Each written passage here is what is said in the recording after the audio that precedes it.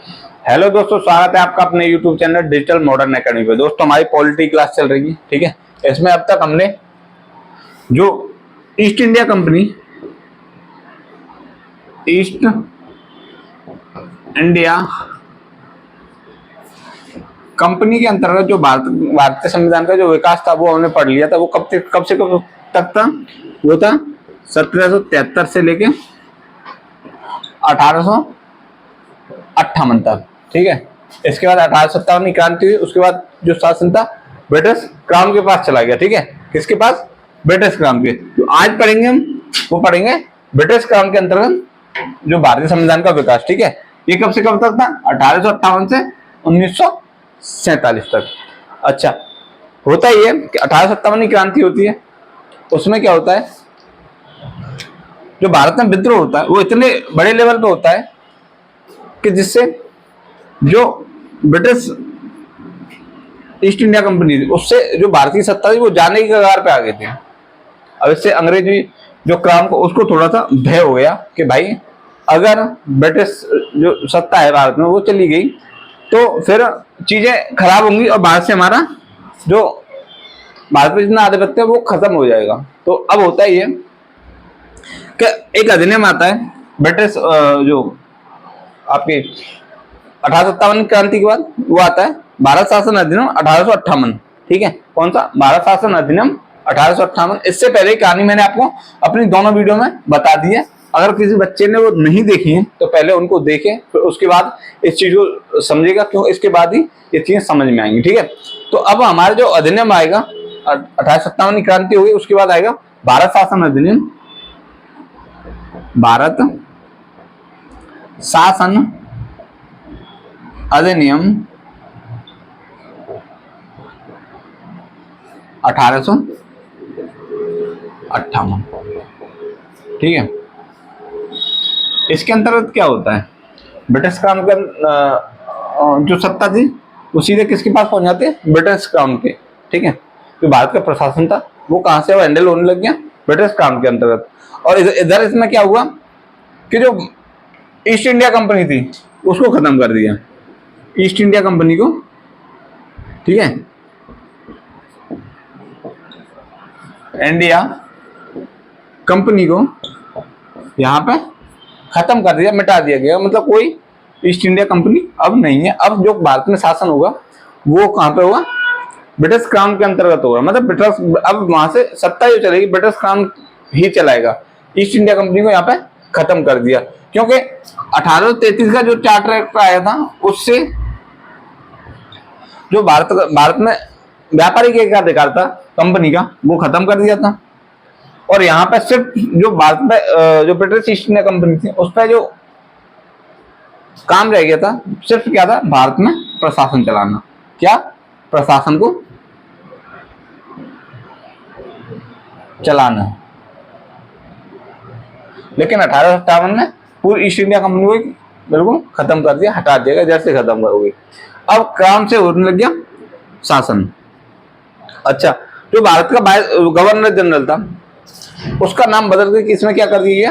Viceroy कर दिया था। और इसके साथ साथ एक नए पद का सृजन हुआ जो कि भारत सचिव का पद था, ठीक है। भारत सचिव का उसका काम था कि जो भारत का प्रशासन जो चल रहा है उस पर नियंत्रण रखना। समय क्या करना? नियंत्रण रखना।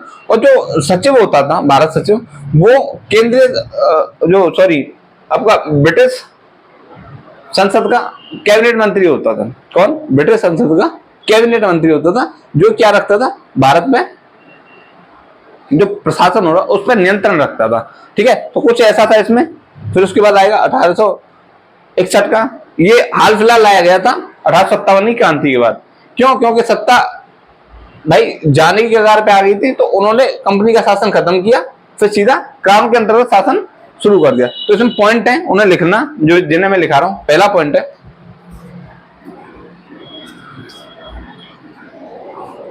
पहला जो पॉइंट है इसका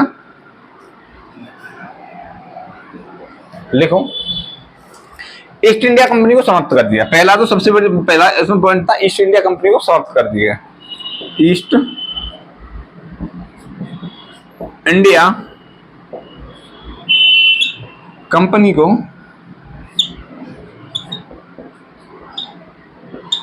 समाप्त कर दिया गया।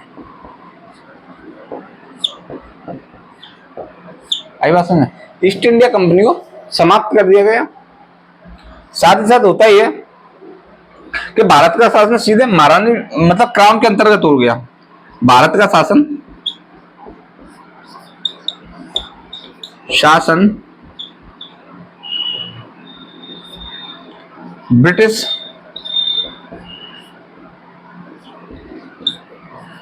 क्राउन के अंतर्गत हो गया, मतलब ब्रिटिश क्राउन के अधीन हो गया।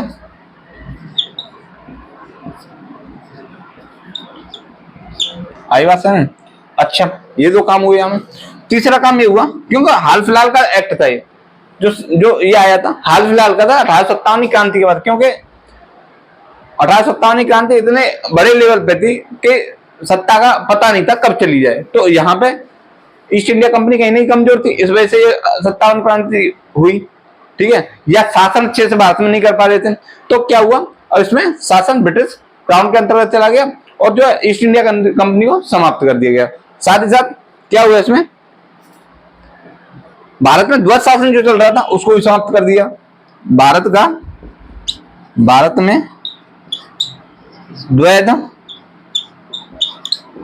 शासन समाप्त कर दिया गया।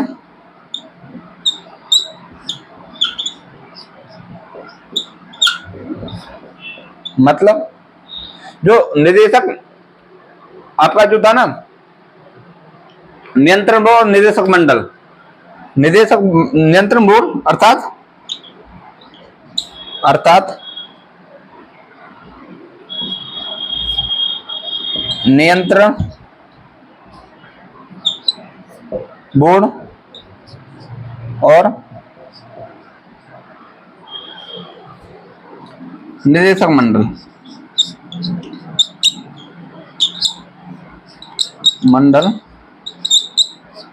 इसको क्या कर दिया, समाप्त कर दिया गया। मतलब आपका जो निदेशक बोर्ड था वो देखता था आपके व्यापारिक कार्य, और नियंत्रण मंडल था वो देखता था प्रशासनिक कार्य। इसके बारे में हमने पिछली वीडियो में बताया है, अगर किसी बच्चे ने नहीं देखी है ना, पिछली वीडियो को जाके देख लें। ठीक है, तो प्लेलिस्ट बनी हुई है हमारी, उसमें आपको इसके बारे में बड़े अच्छे से मैंने अध्ययन कराया है, इसके बारे में बहुत अच्छे से मैंने बताया है, तो उसको जरूर दें। क्योंकि जो 1800 जो ये आपका भारत का जो संवैधानिक विकास है वो एक कड़ी है। ठीक है, एक कड़ी से दूसरी कड़ी कहीं नहीं जुड़ी हुई है। तो यहां से अगर आप देख रहे हो बच्चे, तो इसको यहां से ना देखते हुए पहले पिछली क्लास को देख रहे हैं। अगर जिस बच्चे ने पिछली क्लास देख ली है तो वो यहां से कंटिन्यू कर सकता है। ठीक है, आई बात समझ? यहाँ पे अब एक चीज और होती है, अब इसमें एक चीज होती है कि मतलब जो भारत का गवर्नर जनरल था उसको भारत का क्या बना दिया, वायसराय। गवर्नर जनरल को क्या बना दिया गया, वायसराय को भारत का वायसराय कहा जाने लगा।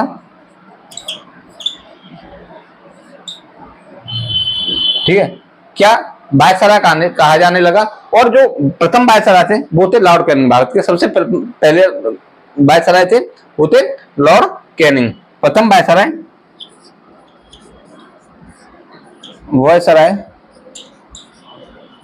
कौन थे, लॉर्ड कैनिंग। ठीक है, तो यहां तक नोट करो, फिर आगे इसमें और कंटिन्यू करेंगे, अभी खत्म नहीं हुआ है।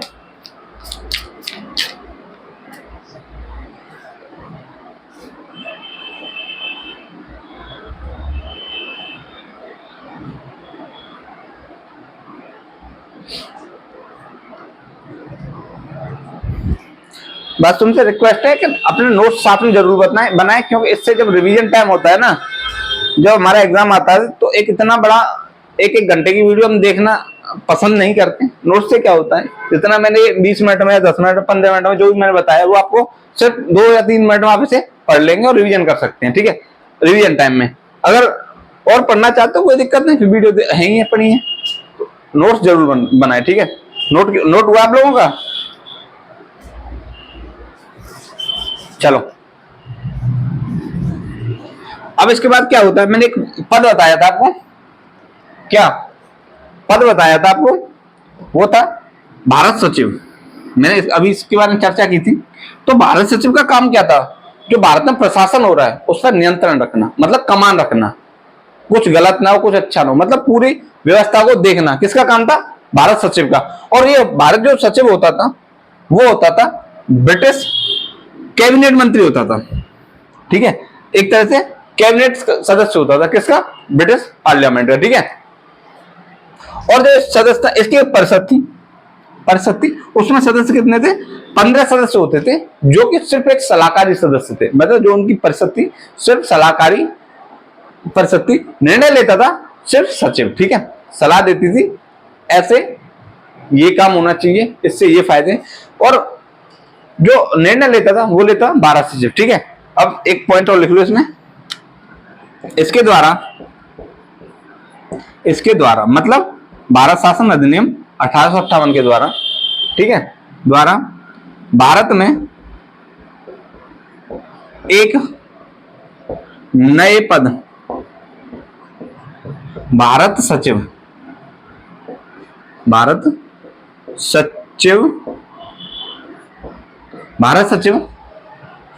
का सृजन किया गया,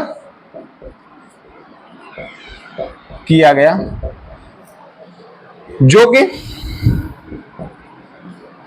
कि क्या होता था, ब्रिटिश कैबिनेट सदस्य होता था, जो कि ब्रिटिश कैबिनेट सदस्य होता था। आई बात समझ में? कौन होता था, ब्रिटिश कैबिनेट सचिव होता था। अच्छा, इसकी एक परिषद थी, उस परिषद में जो सदस्य थे वो 15 सदस्यों की परिषद थी। ठीक है, इसकी परिषद में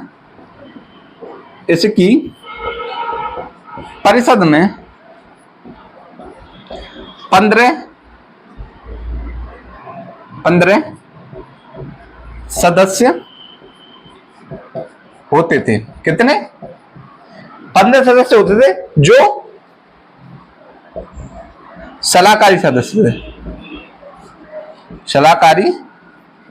सदस्य होते थे। ठीक है, ये इसमें पॉइंट थे, इससे ज्यादा इसमें पढ़ने की जरूरत नहीं है, इतनी आपसे इतना ही आपके लिए सफिशिएंट है। इससे ज्यादा पढ़ो तो किताब पढ़ लेना, उसमें ये चीज मिलेगी, इससे ज्यादा कुछ मिलेगा नहीं। ठीक है, तो बस ये जो पॉइंट है इंपोर्टेंट वो मैंने कराए, इसे नोट करो। अब इसके बाद पढ़ेंगे भारत शासन अधिनियम भारत परिषद अधिनियम या भारत शासन अधिनियम 1861। ठीक है, उसको पढ़ेंगे। वो एक अधिनियम था जो कि इसकी जो कमियां थी उनको दूर करने के लिए आया था। ठीक है, नोट करो।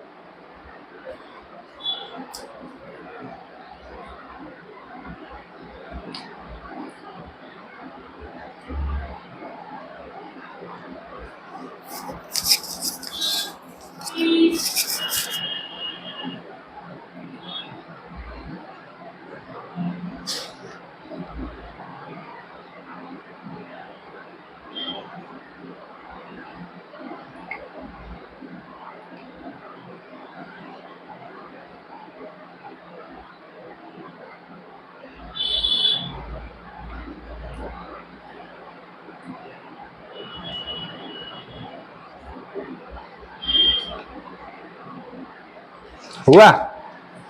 चलो, और इसके बाद पढ़ेंगे भारत परिषद अधिनियम 1861, भारत शासन अधिनियम 1861। भारत परिषद अधिनियम 1861, इसके बारे में थोड़ा जान लेंगे। देखो भाई, 1857 की क्रांति हो गई, हाल फिलहाल भारत शासन अधिनियम 1858 लाया गया, सत्ता कहाँ से, ब्रिटिश ईस्ट इंडिया कंपनी से ब्रिटिश क्राउन के अंतर्गत चली, मतलब ले ली कि भाई तुम शासन नहीं कर पाओगे, इतना बड़ा विद्रोह हो गया भारत में, तो तुम शासन कर नहीं सकते। इस वजह से क्या किया, जो ब्रिटिश क्राउन था उसने अपना शासन अपने हाथ में ले लिया भारत का, ठीक है। उसके साथ साथ ये होता है, हाल फिलहाल में 1857 का अधिनियम आया, वो एक उस टाइम की कंडीशनों के हिसाब से, लेकिन ब्रिटिश थे उनको ये लग गया था कि भाई इतना बड़ा विद्रोह भारत में हुआ है, उससे अंग्रेजों को बहुत बड़ा फर्क पड़ा, ठीक है।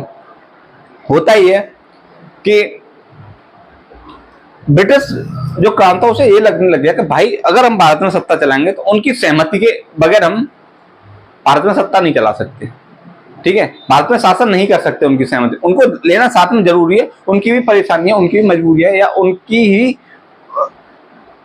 मतलब जरूरतें हैं, उसको देखते हुए इस अधिनियम में क्या क्या किया गया कि कानून जो बनते थे उनमें भारतीयों का सहयोग लिया जाने लगा कि भाई अब भारतीयों का सहयोग जरूरी है। तो क्या हुआ इसमें 1861 में जो अधिनियम आया था उसमें के,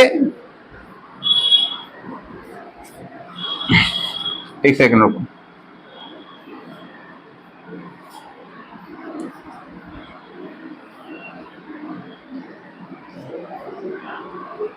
ठीक है। हुआ ये कि जो कानून बनेंगे भारत में उसमें भारतीयों को शामिल किया जाएगा, ठीक है। साथ ही साथ इसमें ये किया जो भारत में जो तुम्हारी आपकी जो केंद्रीकरण की व्यवस्था थी उसको समाप्त कर दिया गया। केंद्रीकरण मतलब जो मद्रास और बंबई और मद्रास की शक्तियां किस पे थी, गवर्नर जनरल पर चली गई थी, गवर्नर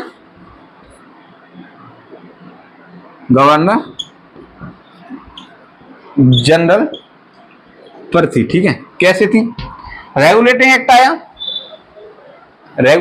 आया, 1773 वाला, ठीक है। उसमें क्या किया गया, गवर्नर जो बंगाल का गवर्नर था उसे भारत का गवर्नर जनरल बना दिया गया। साथ ही साथ जो मुंबई और मद्रास के गवर्नर थे उनको अधीन कर दिया गया किसके, बंगाल के गवर्नर जनरल की, ठीक है। एक तो वहां पे केंद्रीकरण की शुरुआत वहीं से हुई।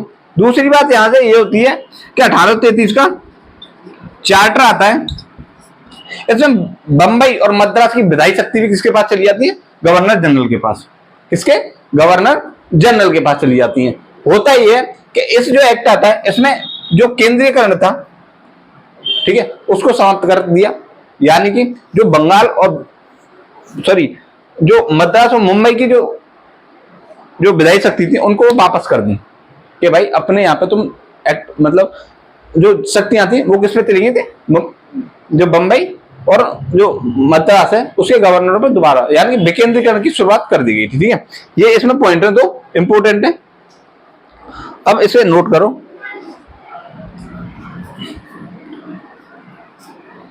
पहला पॉइंट है इसमें कि इस अधिनियम के द्वारा, देखो इस अधिनियम के द्वारा कानून बनाने में, मतलब कानून बनाने की प्रक्रिया में, इस अधिनियम के द्वारा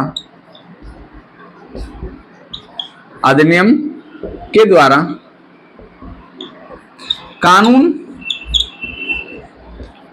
बनाने की प्रक्रिया में क्या किया, भारतीयों को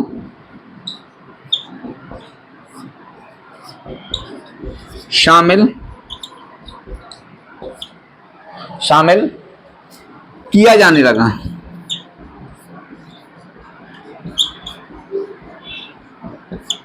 दूसरा पॉइंट था कि बंबई और मद्रास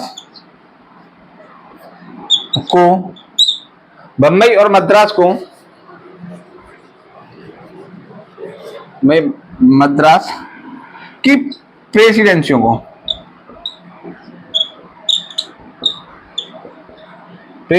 को विधायी शक्तियां विधायी शक्तियां वापस दी गई। मतलब यानी केंद्रीकरण की बदल के क्या कर दिया भारत में, विकेंद्रीकरण।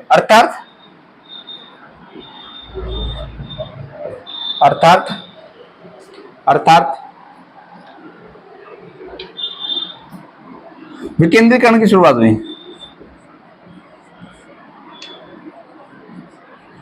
विकेंद्रीकरण की शुरुआत हुई। ठीक है, ये काम इसमें दो हुए। एक काम होता है जो वायसराय था, वो भारतीय कंडीशन के हिसाब से क्या कर सकता, कोई जैसे इंस्टेंट कोई चीजें दिख रही हैं तो भारत में जो वायसराय था वो एक अध्यादेश जारी करने की शक्ति मिल गई कि अगर कंडीशन में कोई ऐसी कंडीशन है जिसमें एक अध्यादेश या कुछ लाने की जरूरत है तो वहां पे भी क्या कर दिया, वायसराय को अध्यादेश जारी करने की शक्ति दे दी गई। भारत के वायसराय को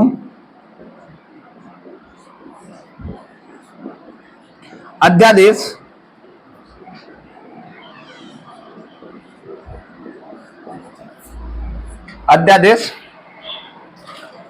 जारी करने की शक्ति दी गई। ठीक है, इसमें सिर्फ इतना ही है, 3 पॉइंट है जो कि इंपॉर्टेंट है। इसके अलावा तो किताब पढ़ लेना फिर।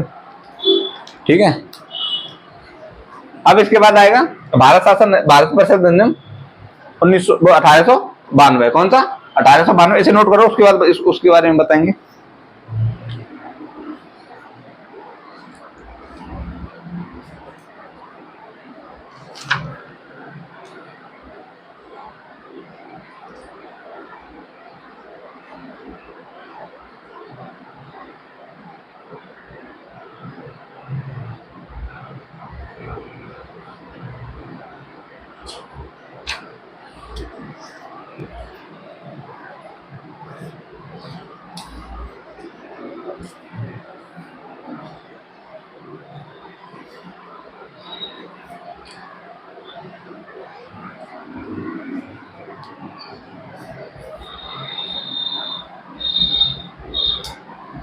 ठीक है, चलो अब इसे कर लो। भारत परिषद अधिनियम 1892। ठीक है, भारत परिषद अधिनियम 1892, इसके बारे में जानेंगे।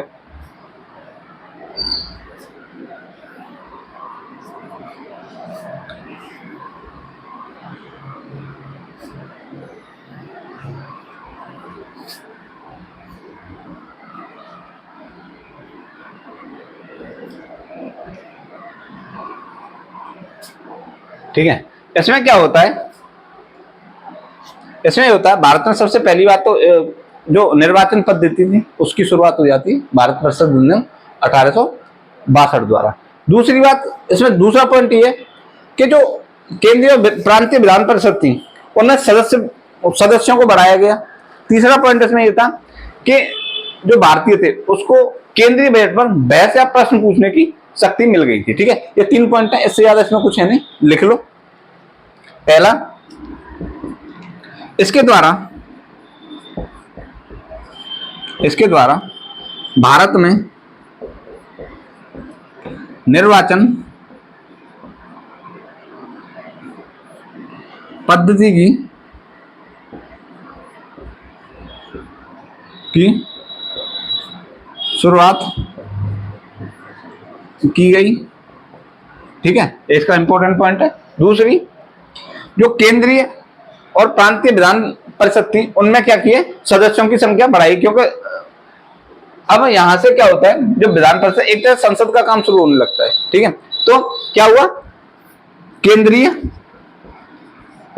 केंद्रीय और प्रांतीय विधान परिषदों में क्या किया गया, सदस्यों की संख्या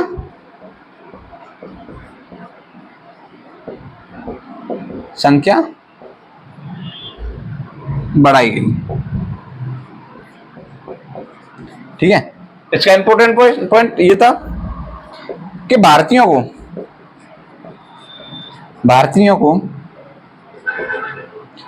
को केंद्रीय बजट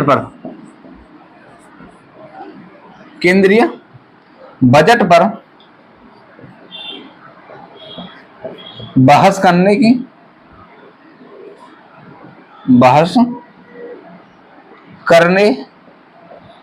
तथा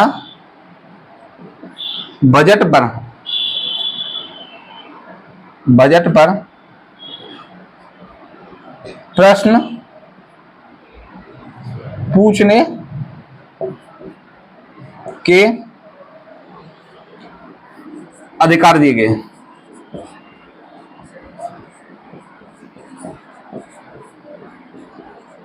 ठीक है, बात समझ में? मतलब भारतीय अब इसमें क्या था, प्रश्न पूछ सकते थे बजट के ऊपर, वो केंद्रीय बजट के ऊपर, और क्या था उसमें बहस भी कर सकते थे, क्योंकि इसमें जो केंद्रीय विधान परिषद थी इसमें भारतीय सदस्यों को भी शामिल किया गया था। ठीक है, इसमें क्या किया था, भारतीय सदस्यों को भी शामिल किया गया था, किसके द्वारा, 1861 के अधिनियम द्वारा। ठीक है, तो आज हमारी जो क्लास है यही समाप्त हुई। कल का और है, कल हमारा इसके बाद 1909, 1919, फिर उसके बाद 1935 तीन है, तीनों को यहाँ पे कवर करेंगे। हो गए तो आज की क्लास हम यही समाप्त करते हैं, फिर कल एक नई क्लास के साथ आपके सामने हाजिर होंगे। तब तक के लिए नमस्कार। और भाई सबसे रिक्वेस्ट है कि चैनल को भैया सब्सक्राइब करवाओ, दोस्तों को शेयर करो, जो आपके सहपाठी हैं, मित्र हैं, परिवार वाले हैं, ठीक है, जो कि RO साथ ही साथ SI की तैयारी कर रहे हैं, तो उनके लिए रिक्वेस्ट है कि हमारे चैनल को सब्सक्राइब करवाएं। ठीक है, चलो नमस्कार, मिलते हैं फिर एक कल नई वीडियो के साथ।